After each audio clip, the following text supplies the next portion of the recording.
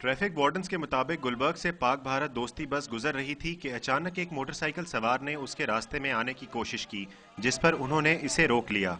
जो इंडिया से बात आती है उससे बड़ा सेंसिटिव इशू कोई भी नहीं है कि उसको ये बंदा अपना पॉइंट छोड़ के सड़क के दुनिया में चला गया, इसको भाग के धक्का लगा के वार्डन ने पीछे किया, वो उसको गुजारा है।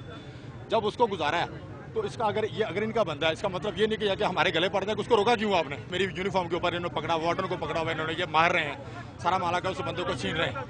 शहरियों का कहना है कि वार्डन्स ने इन्हें शदीद तशद्दुद का निशाना बनाया और उनके साथ ज्यादती की गई है। ये साहब वो चल जा, वो मैं तुम दसांगा, मैं तुम चपेड़ा मारांगा। ठीक है, तंग हो अपनी ड्यूटी से, नौकरी से रिजाइन करो, घर जाओ यार। बदतमीजी किस लिए करते हो लोगों के साथ?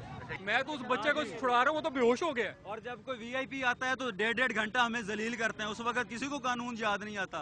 और अब कोई एक शरीफ आदमी अगर उनके हथे चढ़ जाए, उनके गुस्से नहीं कम होते। जिस बात पे इनको भाई साहब वहाँ पे जाके गिरा इन्होंने मुझे क्या आपको चंडा मार के अंदर कराएंगे, तेनू गालियां दी इन्होंने मेरी वजह से, इन्होंने मेरा हेलमेट ऐसे खींचा, इन्होंने मेरी गर्दन को झटका पड़ा।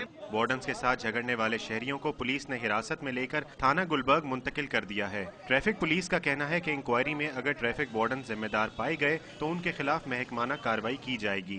कैमरामैन शेर खान के साथ उमर फारूक, डॉन न्यूज़, लाहौर।